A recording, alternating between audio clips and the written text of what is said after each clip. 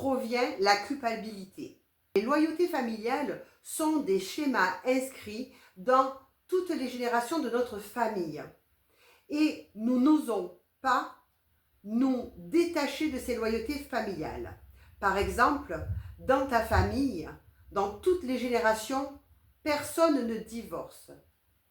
Toi, du coup, pour respecter cette loyauté familiale, tu vas rester dans un couple qui ne t'épanouit pas, dans lequel tu ne te sens plus bien, mais par loyauté familiale, tu vas rester dans le même schéma. Tout cela parce que inconsciemment, tu as peur de perdre l'amour de ta famille, de ceux que tu aimes. Les croyances limitantes, c'est quand tu crois que tu ne peux pas, que tu n'y as pas droit, que tu n'es pas légitime. Par exemple, dans les croyances limitantes qu'on peut avoir et qui nous font culpabiliser, c'est lorsque nous nous obligeons à faire les choses même si nous n'en avons pas envie.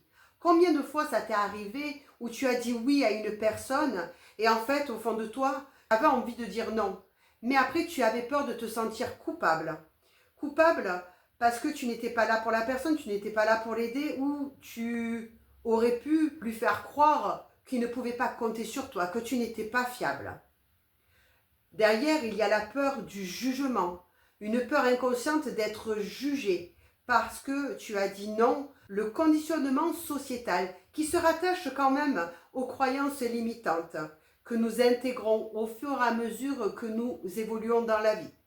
La dernière fois, je parlais avec une personne qui me disait si un jour je gagne 1 million d'euros, ben je me sentirais pas bien, je me sentirais coupable parce qu'il y a tellement de gens qui meurent de faim, tellement de gens qui n'ont pas les moyens de finir leur mois.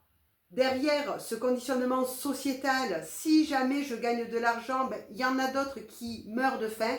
Les blessures émotionnelles de l'enfance. Les deux profils qui ont le plus de culpabilité sont la personne qui a la blessure d'abandon et l'autre la blessure d'humiliation. Celle qui a la blessure d'abandon, elle se croit tellement responsable du bonheur et du bien-être des autres que dès qu'elle refuse quelque chose à quelqu'un, elle se sent coupable. Elle ne va pas arriver à se positionner dans son non parce qu'elle va se dire « j'aurais pu faire différemment, je pourrais prendre le temps, je pourrais être là pour la personne ». Derrière, il y a la peur inconsciente de perdre l'amour de l'autre personne.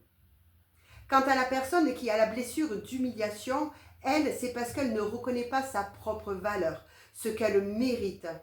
C'est pour cela qu'elle va aller vers les autres, subvenir à leurs besoins, toujours leur proposer les services, ne jamais aller à l'encontre pour éviter le conflit. Parce que derrière, il y a la peur inconsciente du jugement, d'être jugé, de ne pas être assez bien. Voici les différentes sources où la culpabilité rejaillit.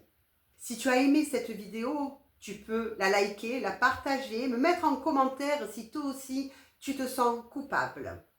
Et si tu as envie de te débarrasser définitivement de cette culpabilité, et je t'invite à regarder mon autre vidéo qui te disait que la culpabilité ne te sert à rien, mis à part de te bloquer dans des schémas inconscients et des schémas dans ta vie qui ne te font pas avancer, je t'invite à me contacter pour que je t'accompagne à te libérer de cette culpabilité. Je te souhaite une belle journée et je te dis à très bientôt pour un nouveau sujet. Bye!